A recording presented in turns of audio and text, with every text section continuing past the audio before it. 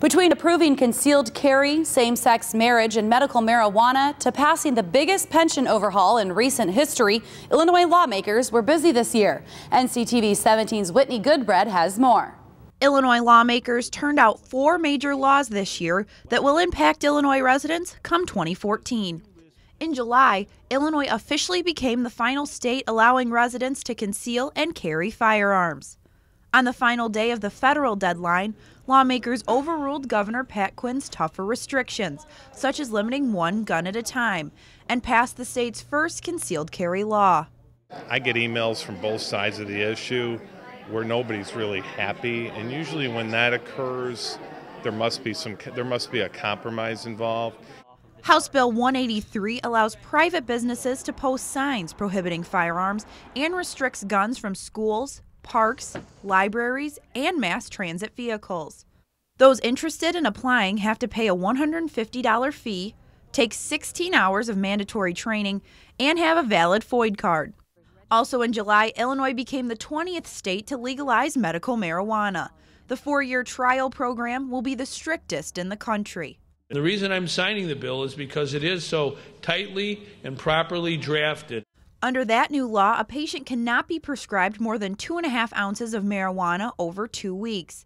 The prescribing doctor must have a prior ongoing relationship with the patient and must find that the patient has one of 42 chronic conditions, like cancer, AIDS, or multiple sclerosis. Patients would have to buy the marijuana from one of 60 dispensing centers throughout the state and would not be allowed to legally grow their own. November was also a historic month in Illinois when we became the 16th state to legalize same-sex marriage.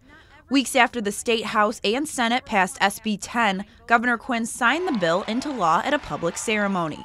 The new law had a strong impact on local couple Barbara O'Meara and Beth Went because of the 3 kids they have together. The inheritance rights, the pension rights, things like that, were always going to be unfair if one of us died to our kids. The state will convert civil unions into marriages for free throughout 2014.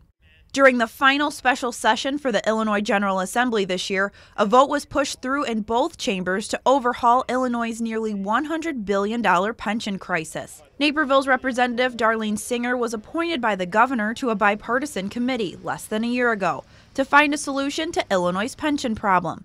Leaders of both parties crafted this new deal that will decrease employee contributions by 1%, require state-funded contributions, give some workers the option to switch to a defined contribution system, which is similar to a 401k plan, reduce the annual cost of living adjustments known as COLAs, increase the retirement age for workers under 45, and will also impose a pension cap.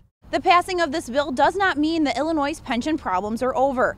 Unions representing police officers, caregivers, and teachers have said they will take the state to court because they believe this reform violates the Illinois Constitution.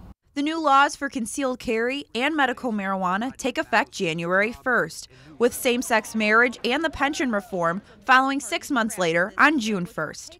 I'm Whitney Goodbread for Naperville News 17. Tune in next week when we'll take a look at how concealed carry and a few other laws will impact us here in Naperville in 2014.